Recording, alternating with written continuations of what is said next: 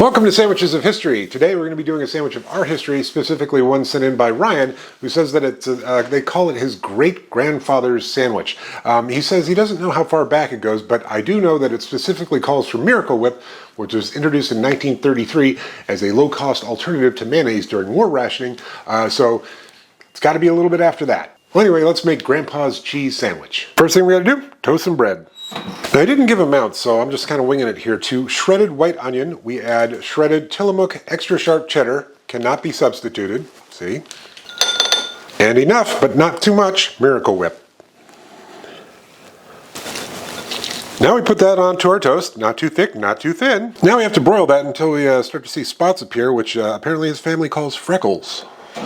Ryan also wrote in and said that if you get a little char on the bread, it's not the worst thing in the world, adds to the flavor. Well, got a little char on the bread. Okay, let's give this Grandpa's cheese sandwich a go. The extra sharp cheddar cheese and the white onion, nice. Not the biggest Miracle Whip fan. Thankfully there's not a lot in here, but that does add a little bit of sweetness to this, and I kind of do want to plus it up a little. Well, it's been a little while, so why don't we add the pickly pop of capers. Okay, let's give this Grandpa's cheesy sandwich plussed up with the pickly pop of capers a go. It doesn't offset the sweetness from the Miracle Whip, but it does bring a pickly pop, goes well with the onion, goes well with the cheese as well. Well. Now you might be asking, Barry, why didn't you put a top piece of bread on there like you usually do with open-faced sandwiches?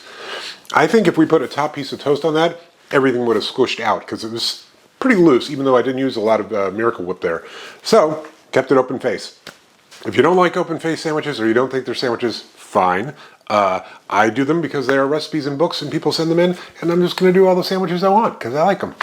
The original Grandpa's cheesy sandwich, man, that wasn't bad, but it wasn't really for me. It's a little too sweet. I'm going to give it, I'd probably give it like a 4.5, 5, just because of the Miracle Whip. If it used mayonnaise, it would probably be more like a 6.5, 7. Plussed up with the capers, it probably gets it to about 5, 5.5. I'll finish it, but I'm not going to make this again. Sorry, Ryan.